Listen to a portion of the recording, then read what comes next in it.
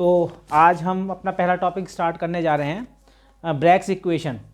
Bragg equation पढ़ने के लिए कुछ बेसिक ट्रिग्नोमेट्री की हमें ज़रूरत पड़ेगी। तो बेसिक ट्रिग्नोमेट्री में क्लास 10th में हम लोगों ने कुछ पढ़ा है, उसी को थोड़ा रिकॉल करवाने की कोशिश कर रहा हूँ। तो सबसे पहले बेसिक ट्रिग्नोमेट्री में साइन, कॉस और टेन, तीन चीज़ें हम लोगों ने पढ़ी थी। ठीक है, तो साइन, कॉस और टेन को पढ़ने के लिए हमने एक basic formula type, trick type हमने याद करा था, लाल बटे कक्का। ठीक है, तो साइन के लिए हम बोलते थे लंब बटे कर्ण, कॉस के लिए बोलते थे आधार बटे कर्ण, टेन के लिए बोलते थे लंब बटे आधार, है ना। तो उसकी ट्रिकी को यूज़ करके हम लोग अपना कॉन्सेप्ट आगे बढ़ाएंगे। ठीक है, तो थोड़ा सा और बेसिक चीज़ मैं बता देता हूँ। साइन थीटा क्या होता है? लंब बटे कर्ण। तो अगर हमारे पास एक राइट एंगल ट्राइंगल है, तो राइट एंगल ट्राइंगल का मतलब क्या हुआ कि ये जो इसका 90 डिग्री का एंगल होगा, तो 90 डिग्री के एंगल के सामने वाली जो ये लेंथ रहेगी ए सी, वो हाइपोटेन्यूस रहेगी, है ना। इसको कर्ण भी बोलते थे हम लोग। और जो नीचे बी सी रहेगा, इसको हम बोलते थे आधार, बेस, है ना। और जो परपेंडिकुलर रहेगा ए बी। ठीक है, तो 90 डिग्री एंगल के सामने वाली जो लेंथ है उसको हम बोलते थे हाइपोटेन्यूस यानी कर्ण। और जो एंगल थीटा है, जिसको हम थीटा ले रहे हैं, उसके सामने जो लेंथ आ रही है ए बी, उसको हम क्या बोलेंगे? परपेंडिकुलर। ठीक है, तो हाइपोटेन्यूस हो जाएगा 90 डिग्री के सामने वाली लेंथ, और थीटा के सामने वाली लेंथ को हम क्या बोल देंगे? Perpendicular, right. और परपेंडिकुलर हाइपोटेन्यूस को छोड़ के अब जो भी बचेगा वो हमारे पास क्या रहेगा? बेस। ओके, तो इसके बाद अगर एक दूसरा केस, अगर हम एंगल ये थीटा ना लें, इसके बदले ये वाला थीटा एंगल ले लें हम, तब क्या होगा? तब हमारे पास सेम यही कॉन्सेप्ट लगाना है। 90 डिग्री एंगल के सामने वाली जो लाइन है उसको हम क्या बोलेंगे? हाइपोटेन्यूस यानी कि कर्ण। और थीटा एंगल के सामने जो आ रहा है उसको बोलेंगे परपेंडिकुलर यानी कि लंब। और जो ए बी लेंथ बच गई उसको हम क्या बोलेंगे? बेस। तो इस तरीके से हम देख के पता लगाएंगे हाइपोटेन्यूस, हमारे ट्राइंगल में हाइपोटेन्यूस किधर है और हमारा बेस किधर है और परपेंडिकुलर किधर है। तो ये बात ध्यान में रखेंगे। तो इस फिगर के लिए अगर हम देखें कि साइन थीटा कितना होगा, तो इस फिगर के लिए साइन थीटा की वैल्यू हो जाएगी हमारे पास लंब बटे कर्ण। तो इसका लंब कितना है बच्चों? A B, right. तो ए बी हो गया इसका परपेंडिकुलर और ए सी हो गया इसका हाइपोटेन्यूस, राइट। तो हमें क्या करना पड़ेगा? लंब बटे कर्ण के लिए हमें लिखना पड़ेगा ए बी अपॉन ए सी। इसके बाद अगर हम इस वाले केस में समझें कि साइन थीटा कितना होगा, साइन थीटा फिर से लंब बटे कर्ण यानी कि परपेंडिकुलर अपॉन हाइपोटेन्यूस, तब हम क्या बोलेंगे? परपेंडिकुलर कितना हो जाएगा? अब की बार परपेंडिकुलर आ रहा है बी सी, राइट। तो बी सी आ गया हमारा परपेंडिकुलर, क्योंकि अब की बार थीटा एंगल इधर है, थीटा के सामने वाला क्या होता है? परपेंडिकुलर। तो ये हमारा परपेंडिकुलर होगा बी सी, और ए सी हमारा क्या होगा? हाइपोटेन्यूस। एक और बेसिक चीज़ इसमें ज़रूरत पड़ेगी कि जो साइन थीटा है, साइन थीटा की वैल्यूज़ कितनी होती हैं, वो टेबल हमने 10th क्लास में पढ़ी थी। साइन थीटा की वैल्यू अगर हम स्टार्ट करें 0 से, sine 0, sine 30, sine 45, sine 60, sine 90, तो यहाँ से हमें मिलेगा कि साइन 0 की वैल्यू 0 है, साइन 30 की वैल्यू 1/2, साइन 45 डिग्री 1/√2, और साइन 60 √3/2, और साइन 90 1। यानी अगर हम एवरेज रेंज निकाल लें साइन थीटा की, तो ज़्यादा से ज़्यादा कितनी हो सकती है? साइन थीटा कभी भी 1 से ज़्यादा नहीं होगा। साइन थीटा हमेशा क्या होगा? 1 और 1 से कम। ठीक है, तो साइन थीटा के लिए हमें ये रेंज याद रखनी पड़ेगी इस इक्वेशन को समझने के लिए, कि साइन थीटा की जो रेंज है वो क्या है? -1 से लेके +1। चाहे एंगल कुछ भी हो, इससे 1 से ज़्यादा कभी भी साइन थीटा नहीं आने वाला है। ठीक है, तो ये बेसिक ट्रिग्नोमेट्री को हम यूज़ करके अपना सॉल्व करेंगे क्वेश्चन। ठीक है, तो इसके बाद में जो दूसरा टॉपिक इसमें हम पढ़ेंगे अभी, तो दूसरा टॉपिक हमारे पास आ जाएगा कंस्ट्रक्टिव इंटरफेरेंस और डिस्ट्रक्टिव इंटरफेरेंस। क्योंकि एक्सरे डिफ्रैक्शन जो होता है, एक्सरे डिफ्रैक्शन कंप्लीटली क्या है? कंस्ट्रक्टिव इंटरफेरेंस पे बेस्ड है। तो इसका मतलब क्या है? कंस्ट्रक्टिव इंटरफेरेंस क्या है, डिस्ट्रक्टिव इंटरफेरेंस क्या है? तो उस चीज़ को समझने के लिए मैं थोड़ा सा बता रहा हूँ पहले, कि जैसे हमारे पास हमने एक स्पेक्ट्रोस्कोपी से कोई स्पेक्ट्रम निकाला, तो ये हमारा स्पेक्ट्रम है। ठीक है, तो स्पेक्ट्रम में क्या होगा? स्पेक्ट्रम में हमें कुछ लाइट बैंड्स दिखाई देंगे, कुछ डार्क बैंड दिखाई देंगे। जैसे एक बैंड हमें मिला, ये है डार्क बैंड, और एक बैंड ये मिला हमें, ये भी क्या है? Dark band. और इन दोनों के बीच में कैसा बैंड है? Light band. ठीक है, तो लाइट बैंड क्या होता है? लाइट बैंड हाई इंटेंसिटी का होता है, और डार्क बैंड क्या होता है? लो इंटेंसिटी का होता है। ठीक है, तो लाइट बैंड हमें तब मिलेगा जब हमारा जो होगा कंस्ट्रक्टिव इंटरफेरेंस होगा, कंस्ट्रक्टिव इंटरफेरेंस। और डार्क बैंड हमें तब मिलता है जब हमारा कैसा इंटरफेरेंस होगा, डिस्ट्रक्टिव इंटरफेरेंस। इसका क्या मतलब हुआ कंस्ट्रक्टिव और डिस्ट्रक्टिव इंटरफेरेंस का?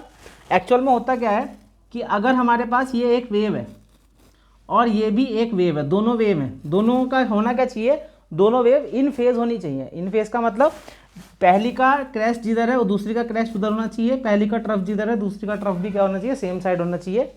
अगर ऐसा होता है तो ये दोनों वेव्स क्या करती हैं, आगे जाने के बाद आपस में मिल जाती हैं और एक नई वेव का फॉर्मेशन होगा जिसका एम्पलीट्यूड इन दोनों से क्या होगा, बड़ा होगा। इन दोनों का एम्पलीट्यूड आपस में क्या हो जाएगा, प्लस। इसको बोलते हैं कंस्ट्रक्टिव इंटरफेरेंस। और कंस्ट्रक्टिव इंटरफेरेंस होने की वजह से ही हमें लाइट बैंड दिखाई देते हैं। जबकि अगर हम उल्टा कर दें, जैसे पहली वेव हमारी ये है और दूसरी वेव हमारी ये है, यानी इसका जो क्रेस्ट है वो इसका ट्रफ है और इसका जो ट्रफ है वो इसका क्रेस्ट है, तो जब ये दोनों वेव्स आपस में मिलेंगी तो इनका एम्पलीट्यूड बढ़ेगा नहीं, इनका एम्पलीट्यूड क्या होगा, कम हो जाएगा। इसको बोलते हैं डिस्ट्रक्टिव इंटरफेरेंस। इस चीज़ को समझने के लिए यहाँ पे देख सकते हैं, जैसे मैंने एक वेव बनाई है, ठीक है, तो ये वेव यहाँ से स्टार्ट हुई है, ये इसका पूरा वेव लेंथ है यहाँ तक, तो ये इसका वेव लेंथ को मैंने मान लिया है लैम्डा। अब मैंने दूसरी वेव स्टार्ट की है थोड़ा डिस्टेंस से, मैं पहली वेव तो यहाँ से ऑरिजिन से स्टार्ट हुई है, अब दूसरी वेव इस ऑरिजिन से स्टार्ट नहीं है, इसका ऑरिजिन थोड़ा आगे है, राइट।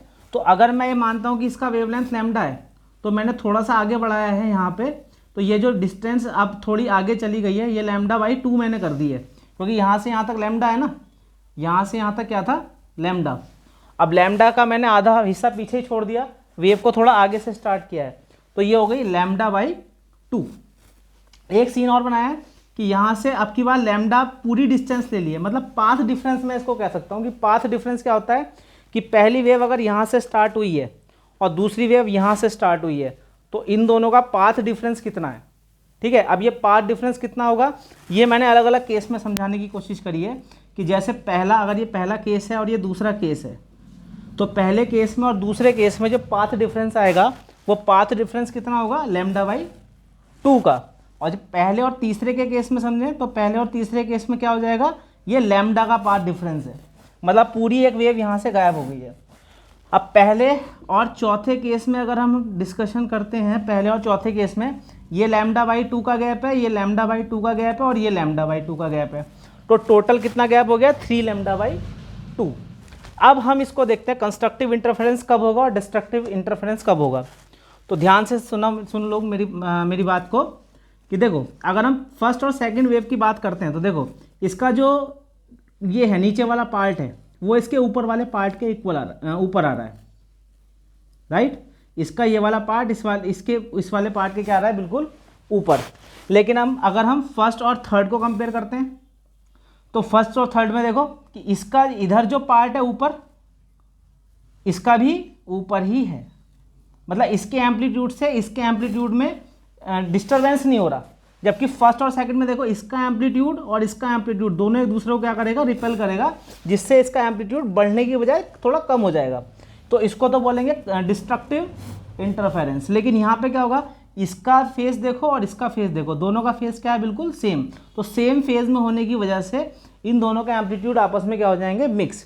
तो अगर हम देखते हैं कि फर्स्ट वेव जो है, फर्स्ट वेव और थर्ड वेव की ये प्रॉपर्टी होगी कि दोनों आपस में इन फेज होने की वजह से कंस्ट्रक्टिव इंटरफेरेंस को शो करेंगे। कंस्ट्रक्टिव इंटरफेरेंस का मतलब क्या होगा कि दोनों के एम्पलीट्यूड आपस में मिक्स होकर थोड़े बढ़ जाएंगे, ठीक है। लेकिन अब वहीं पे अगर हम फर्स्ट और सेकंड की बात करते हैं तो फर्स्ट वाली का जो एम्पलीट्यूड है जो नीचे जा रहा है और ये वाला जो एम्पलीट्यूड है जो ऊपर जा रहा है, ये दोनों एक दूसरे को क्या करेंगे, रिपेल करेंगे। रिपेल होने की वजह से एम्पलीट्यूड बढ़ने की वजह एम्पलीट्यूड क्या हो जाएगा, घट जाएगा और इससे हमें डार्क बैंड मिलेंगे, राइट। तो हमारे पास दो तरीके के बैंड मिलते हैं स्पेक्ट्रम में, एक लाइट बैंड और एक डार्क बैंड। लाइट बैंड तब दिखाई देगा जब कंस्ट्रक्टिव इंटरफेरेंस होगा और डार्क बैंड तब दिखाई देगा जब डिस्ट्रक्टिव इंटरफेरेंस होगा, ठीक है। तो हमारा जो ये एक्सरे है, ब्रैग्स लॉ, मतलब ये पूरा का पूरा डिस्ट्रक्टिव इंटरफेरेंस पे डिपेंड नहीं करता, पूरा का पूरा किस पे डिपेंड करता है, कंस्ट्रक्टिव इंटरफेरेंस पे, ठीक है। तो अगर मेरे पास कोई क्रिस्टल है, सपोज करो मेरे पास ये NaCl का एक क्रिस्टल है, राइट। तो मेरे पास ये NaCl का क्रिस्टल है और मैं इसके ऊपर एक्स रेज को डाल देता हूँ। तो एक्स रे जब इससे टकराएगी, इसमें जब एक्स रे इससे टकराएगी तो उसमें क्या होगा, बहुत ज़्यादा डिफ्रैक्शन होगा, कभी कोई इधर जाएगी कोई उधर जाएगी लाइट, ठीक है, एक्स रे। तो उससे क्या होगा, अलग अलग, क्योंकि इसमें प्लेन्स अलग अलग हैं, ठीक है। जैसे एक प्लेन ये है जहाँ पे 4 एटम्स रखे हैं, एक प्लेन ये है जहाँ पे 5 एटम रखे हैं। अगर मैं इसको FCC मान लूँ तो यहाँ पे इस प्लेन में कितने एटम है, 5, और इस प्लेन में कितने एटम है, 4। तो होता क्या है कि जब हम इसका स्पेक्ट्रम देखते हैं तो स्पेक्ट्रम में हमें इस तरीके का ग्राफ दिखता है, ठीक है। तो इस ग्राफ में थोड़ा सा अगर स्टडी करें तो देखो, ये पहली एक पीक आई है, उसके बाद थोड़ा थोड़ा थोड़ा थोड़ा बहुत ज़्यादा नॉइज़ है यहाँ पे, उसके बाद एक दूसरी पीक गई है, फिर थोड़ा नॉइज़ है, फिर उसके बाद एक और पीक गई है। तो ये जो पीक ऊपर की तरफ जा रही हैं, ठीक है, तो ये जो पीक ऊपर की तरफ जा रही हैं यही हमारी क्या है, मोर इंटेंस पीक हैं, जो हमें लाइट बैंड दे रही हैं। यानी ये क्या कर रही है, कंस्ट्रक्टिव इंटरफेरेंस शो कर रही हैं। और जो यहाँ पे नॉइज़ आ रहा है ये डिस्ट्रक्टिव इंटरफेरेंस की वजह से आ रहा है। तो नॉइज़ को हम स्टडी नहीं कर पाते क्योंकि बहुत ज़्यादा पीक्स इसके अंदर हैं जिनको हम नहीं देख पा रहे हैं। हम इन वाली पीक्स को, जो ऊपर जा रही हैं, इन वाली पीक्स को क्लियरली देख पाएंगे। तो इस वजह से हम मोर इंटेंस पीक को इजीली देख सकते हैं, लेस इंटेंस पीक को हम इसलिए स्टडी नहीं करते हैं एक्सरे में, ठीक है। तो सारी की सारी बात जो चलेगी वो यहाँ पे वो किसकी चलेगी, हमारी लाइट बैंड्स की, यानी मोर इंटेंस पीक की।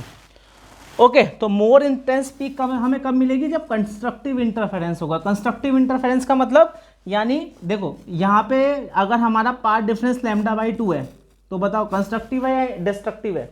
देख लो, इसका एम्पलीट्यूड और इसका एम्पलीट्यूड क्या हो रहे हैं, एक दूसरे को कैंसिल कर रहे हैं, राइट। और जबकि फर्स्ट और थर्ड के केस में इसका एम्पलीट्यूड इसके एम्पलीट्यूड को कैंसिल नहीं कर रहा, दोनों सेम फेज में है, तो ये ऐड हो जाएंगे, ठीक है। तो अगर पहली वेव में और दूसरी वेव में लैम्डा का डिफरेंस है, चाहे वो 1 लैम्डा का डिफरेंस हो, अगर मैं 1 और लैम्डा का डिफरेंस कम कर दूं यहाँ से, तो अब की बात देखो, अगर मैं यहाँ से ये भी हटा दूं, यहाँ से ये भी हटा दूं, अब देखो, अब 2 लैम्डा का डिफरेंस हो गया। अब 2 लैम्डा का डिफरेंस हो गया तो देखो अभी भी दोनों के फेस क्या है, सेम है, ठीक है। अगर दो वेव्स के बीच का पाथ लेंथ कह देता हूँ मैं इसको, कि पहली का पाथ, जो पहली वेव है और दूसरी वेव है, उन दोनों के बीच में जो पाथ लेंथ है या तो 1 लैम्डा होना चाहिए, जैसे यहाँ पे पहले 1 लैम्डा था, अभी 2 लैम्डा हो गया, या तो 1 लैम्डा होना चाहिए, 2 लैम्डा होना चाहिए, 3 लैम्डा होना चाहिए, 4 लैम्डा होना चाहिए, यानी इंटीजर मल्टीपल ऑफ क्या होना चाहिए, लैम्डा होना चाहिए। तो तभी कंस्ट्रक्टिव इंटरफेरेंस होगा, ठीक है। अगर हम ऐसा करते हैं, पाथ डिफरेंस लैम्डा ना रख के λ/2 रख लें, ठीक है, तो λ/2 रख लें, तो देखो इसका एम्पलीट्यूड इसके एम्पलीट्यूड क्या कर रहा है, कैंसिल, ठीक है। तो डिस्ट्रक्टिव इंटरफेरेंस हो जाएगा। डिस्ट्रक्टिव इंटरफेरेंस से फिर हमें नॉइज़ दिखाई देगी, नॉइज़ को हम स्टडी नहीं कर पाते। हम किसको स्टडी कर पाएंगे, केवल लाइट पीक्स को, यानी मोर इंटेंस पीक्स को। बात समझ में आ रही है। तो कब कंस्ट्रक्टिव इंटरफेरेंस होगा, कब डिस्ट्रक्टिव इंटरफेरेंस होगा, ये पॉइंट क्लियर हो जाना चाहिए। कंस्ट्रक्टिव इंटरफेरेंस तभी हो सकता है जब दो वेव्स के पाथ लेंथ में कितना डिफरेंस हो, लैम्डा का, चाहे वो 1 लैम्डा हो, चाहे 2 लैम्डा हो, चाहे 3 लैम्डा हो। और अगर λ/2 का डिफरेंस आ रहा है, तो λ/2 का डिफरेंस होगा तो उनके एम्पलीट्यूड एक दूसरे को क्या कर देंगे, कैंसिल आउट कर देंगे, राइट। तो ऐसा देखा, फिर हमने फिर बैंड्स निकाले, तो बैंड, एक लाइट बैंड मिल रहा है और डार्क बैंड मिल रहा है। लाइट बैंड कब मिलेगा, जब कंस्ट्रक्टिव इंटरफेरेंस होगा, और कंस्ट्रक्टिव इंटरफेरेंस का मतलब पाथ डिफरेंस कितना होगा, इंटीजर मल्टीपल ऑफ लैम्डा, यानी n लैम्डा। ओके, तो यहीं से हमारी ब्लैक्स इक्वेशन आने वाली है। इस n लैम्डा को ही हमें समझना था, n लैम्डा क्या चीज़ है, ठीक है। दूसरी चीज़ क्या है, इसी को अभी मैं बताता हूँ, ये हमें मिलर इंडाइस में पढ़ना है। ओके, तो ब्रैग्स इक्वेशन को समझने के लिए ये सारी जानकारी बहुत ज़रूरी थी। तो अभी तक मैंने जो बताया एक बार फिर से रिकॉल कर रहा हूँ। सबसे पहले हमने क्या करना है, ट्रिग्नोमेट्री की जानकारी रखनी है। ट्रिग्नोमेट्री में क्या करना है, साइन की सबसे ज़्यादा इंपॉर्टेंट किसकी है, साइन थीटा की है। तो साइन थीटा मतलब लाल बटे कक्का से निकालते हैं, तो लंब बटे कर्ण, यानी परपेंडिकुलर अपॉन हाइपोटेन्यूस। हाइपोटेन्यूस किधर होगा, 90 डिग्री एंगल के बिल्कुल सामने जो होगा वो हाइपोटेन्यूस है, और थीटा के बिल्कुल सामने जो होगा वो परपेंडिकुलर है, ठीक है। उसके बाद साइन की रेंज याद रखनी है। साइन कितना हो सकता है, साइन हो सकता है कितना, -1 से लेके +1 तक, यानी +1 से ज़्यादा नहीं हो सकता, या तो 1 होगा या तो 1 से छोटा होगा। ओके ओके, उसके बाद कंस्ट्रक्टिव इंटरफेरेंस क्या है और डिस्ट्रक्टिव इंटरफेरेंस क्या है। अगर दो वेव्स के बीच में पाथ लेंथ λ/2 है, तो वो कभी भी उनके एम्पलीट्यूड प्लस नहीं होंगे, उनके एम्पलीट्यूड क्या हो जाएंगे, माइनस हो जाएंगे। इसको क्या बोलते हैं, डिस्ट्रक्टिव इंटरफेरेंस। इससे हमें डार्क बैंड दिखाई देंगे। और अगर दो के एम्पलीट्यूड मतलब पाथ डिफरेंस लैम्डा है या 2 लैम्डा है या 3 लैम्डा है, तो तो उनमें क्या होगा, कंस्ट्रक्टिव इंटरफेरेंस होगा, फिर हमें लाइट बैंड दिखाई देंगे। ओके, तो इसके बाद अब ब्रैग्स इक्वेशन को पढ़ते हैं। देखो ब्रैग इक्वेशन क्या है। ब्रैग इक्वेशन का फॉर्मूला तो बहुत ईजी है, n lambda is equal to 2d sine theta. हर साल क्वेश्चन आ रहा है इसका, हर बार क्वेश्चन आ जाता है जब भी एग्जाम कराता है बोर्ड, ठीक है। अब तो आयोग कराएगा, ठीक है। तो इसका फॉर्मूला समझने की कोशिश करते हैं एक बार ब्रैग्स इक्वेशन का, उसी से अब तो थोड़ा ट्विस्ट करके देना है क्वेश्चन, ठीक है। देखो सबसे पहली बात समझने की ये है कि मेरे पास ये एक प्लेन है क्रिस्टल के अंदर, ये क्या है, प्लेन। ये दूसरा प्लेन है क्रिस्टल के अंदर, ये तीसरा प्लेन है। एक क्रिस्टल में बहुत सारे प्लेन हो सकते हैं, ठीक है। और इन दो प्लेन्स के बीच में जो डिस्टेंस है इसको बोलते हैं डी, इंटरप्लेनर डिस्टेंस। क्या होता है, डी। अब सपोज करो यहाँ पे कोई लाइट एक्सरे, इलेक्ट्रोमैग्नेटिक रेडिएशन आ गई यहाँ पे एक्सरे, और एक्सरे इस पॉइंट पे टकराई और इस पॉइंट पे टकरा के यहाँ से वापस चली गई, ठीक है। मतलब सोर्स है यहाँ पे हमारी कोई सोर्स है, इस सोर्स से कोई एक्सरे निकली और एक्सरे यहाँ पे टकराई और एक्सरे टकरा के यहाँ से क्या हो गई, वापस चली गई। इसी समय एक और दूसरी एक्सरे आई और वो यहाँ टकराई, ठीक है, और वो भी यहाँ से टकरा के वापस चली गई। अब सोर्स सेम है इन दोनों रेस के लिए, ये जो रेस यहाँ से निकली है और ये जो रेस यहाँ से निकली है, इन दोनों का सोर्स सेम है, राइट। तो इन दोनों का सोर्स सेम है, दोनों रेस पैरेलल जा रही हैं बिल्कुल। अब यहाँ से अब बताओ, ये फर्स्ट रे है और ये सेकंड रे है, दोनों में से कौन सी रे को एक्स्ट्रा चलना पड़ा, ठीक है। जल्दी देख के सोचो कौन सी रे ज़्यादा चल रही है। पहली रे यहाँ से यहाँ तक गई, फिर टकरा के उधर लौट गई, दूसरी रे यहाँ से यहाँ तक आई, फिर यहाँ से टकरा के लौट गई, तो ऑब्वियसली सेकंड वेव को ही ज़्यादा चलना पड़ा, ठीक है। तो ये कितना ज़्यादा चली है, ये कितना ज़्यादा चली है, यही हमें निकालना है और इसी से हम ब्रैग्स लॉ को बनाएंगे, ठीक है, ब्रैग इक्वेशन को बनाएंगे। तो कैसे पता लगाएंगे, तो देखो ये हमारा क्या है, यहाँ पे नॉर्मल है, ये यहाँ पे क्या है, बिल्कुल नॉर्मल और ये यहाँ परपेंडिकुलर है और ये भी यहाँ पे क्या है परपेंडिकुलर है। तो इसको अगर मैं नाम दे दूँ तो ये हमारा ए हो गया, ये हमारा बी हो गया, ये हमारा सी हो गया और ये क्या हो गया हमारा डी, और ये हमारा क्या हो गया थीटा एंगल और ये क्या हो गया थीटा एंगल। मैंने क्या बताया था कि थीटा के सामने क्या है, बिल्कुल जो भी थीटा के सामने आएगा वो हमारा क्या होगा, लंब होगा, लंब मतलब परपेंडिकुलर। और 90 डिग्री एंगल कहाँ पे है, ये 90 डिग्री एंगल है और इसके सामने जो होगा वो क्या होगा, हाइपोटेन्यूस। तो ये हमारा परपेंडिकुलर है और ये हमारा हाइपोटेन्यूस है। तो अगर मैं इस थीटा को निकालूं, अगर मैं यहाँ पे निकालूं कि साइन थीटा कितना होगा, तो साइन थीटा का फॉर्मूला क्या था, साइन थीटा का फॉर्मूला था लंब बटे कर्ण, यानी परपेंडिकुलर अपॉन हाइपोटेन्यूस। ओके, तो लंब बटे कर्ण का मतलब, अब बताओ परपेंडिकुलर कौन है, परपेंडिकुलर क्या है, बीडी, ये परपेंडिकुलर हुआ, और हाइपोटेन्यूस क्या है, जो 90 डिग्री के बिल्कुल सामने है। तो 90 डिग्री ये है और 90 डिग्री के सामने क्या है, A B, B D upon A B is equal to क्या है, साइन थीटा। ओके, अब मैंने क्या बोला, यहां से यहां तक जो इंटरप्लेनर डिस्टेंस है उसको हम क्या बोल रहे हैं, डी, यानी कि ए से लेके बी तक की जो हाइपोटेन्यूस हम मान रहे हैं, तो डी कितना हो जाए, ए बी कितना हो जाएगा, डी के इक्वल हो जाएगा। तो यहां पे मैं लिख सकता हूं sine theta is equal to B D upon D. तो यहां पे हमें निकल के आ रहा है B D is equal to D sine theta, यानी ये जो डिस्टेंस आ गई मेरी बी डी, ये जो इसका हाइपोटेन्यूस आ गया, इसको मैं कह सकता हूं डी साइन थीटा। सिमिलरली ये भी डी साइन थीटा हो जाएगा। तो सेकंड वेव को फर्स्ट वेव से कितना एक्स्ट्रा चलना पड़ा, ये डी साइन थीटा और ये डी साइन थीटा, तो टोटल कितना आ गया, D sine theta plus D sine theta. तो ये कितना हो गया, 2d साइन थीटा। और 2d साइन थीटा को हम n लैम्डा के इक्वल रखेंगे अगर हमारा कंस्ट्रक्टिव इंटरफेरेंस है। तो जो मैं पहले बता चुका हूं कि कंस्ट्रक्टिव इंटरफेरेंस ही हमें यहाँ पे स्टडी करना है एक्सरे में। डिस्ट्रक्टिव इंटरफेरेंस को हम स्टडी नहीं कर सकते, क्योंकि डिस्ट्रक्टिव इंटरफेरेंस में क्या आएगा बच्चों, नॉइज आएगा बहुत ज़्यादा। नॉइज को हम नहीं, यहाँ पे क्या होता है, कोई एक पीक नहीं है, यहाँ बहुत सारी पीक है, बहुत सारी पीक्स का मिक्सचर है, उस पीक को स्टडी करना बहुत ही मुश्किल है। ठीक है, तो हम केवल कौन सा कंस्ट्रक्टिव इंटरफेरेंस ही देखते हैं, और कंस्ट्रक्टिव इंटरफेरेंस कब होगा, जब दो वेव्स के बीच का जो पाथ लेंथ है वो इंटीजर मल्टीपल ऑफ लैम्डा हो। इंटीजर मल्टीपल ऑफ लैम्डा मतलब N lambda, 1 lambda, 2 lambda, 3 lambda, 4 lambda, 5 lambda, कुछ भी होना चाहिए, और ये हमेशा किसके इक्वल होगा, 2d साइन थीटा के। ओके, अब एक बात और याद रखनी है, मैंने रेंज बताई थी, साइन थीटा की रेंज कितनी होगी, साइन थीटा की रेंज मैक्सिमम कितनी हो सकती है, -1 से लेके +1, तो मैक्सिमम साइन थीटा 1 हो सकता है। ठीक है, अगर साइन थीटा 1 है तो N lambda is equal to 2d हो जाएगा, नहीं हो जाएगा। साइन थीटा की मैक्सिमम वैल्यू 1 है, यानी साइन थीटा या तो 2d के इक्वल होगा, या फिर अगर मैं यहाँ पे 1 रख दूँ, ठीक है, तो क्या हो जाएगा, साइन थीटा की वैल्यू ज़्यादा से ज़्यादा 1 है ना, तो या 1 से तो कम ही होगी। ठीक है, तो ये वैल्यू क्या हो जाएगी, ये साइन क्या हो जाएगा, लैम्डा की वैल्यू क्या हो जाएगी, इससे थोड़ी कम हो जाएगी, राइट। एक मिनट, जब खांसी आ रही है।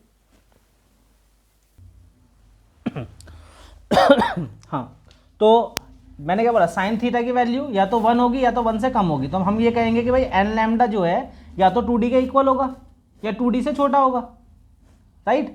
तो यही से मैं बता सकता हूँ कि d की वैल्यू कितनी आएगी, d की वैल्यू कितनी हो जाएगी, यहाँ पे मैं d रखता हूँ, तो ये हो जाएगा n लैम्डा बाई 2, और यही वो क्वेश्चन है जो एग्जाम में आया था कि किस कंडीशन में ब्रैग्स लॉ फॉलो नहीं होगा। तो कब हो सकता है ब्रैग्स लॉ फॉलो, जब d की वैल्यू लैम्डा बाई 2 से क्या होनी चाहिए, ज़्यादा होनी चाहिए। अगर लैम्डा बाई 2 से कम हो गई, लैम्डा बाई 2 से क्या हो गई, कम हो गई, तो फिर ब्रैग्स इक्वेशन फॉलो नहीं होगी।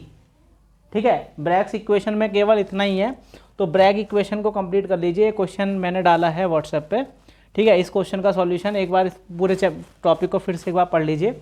अब नेक्स्ट टॉपिक अपना मिरर इंडाइस रहेगा, ठीक है, नेक्स्ट वीडियो में। Thank you.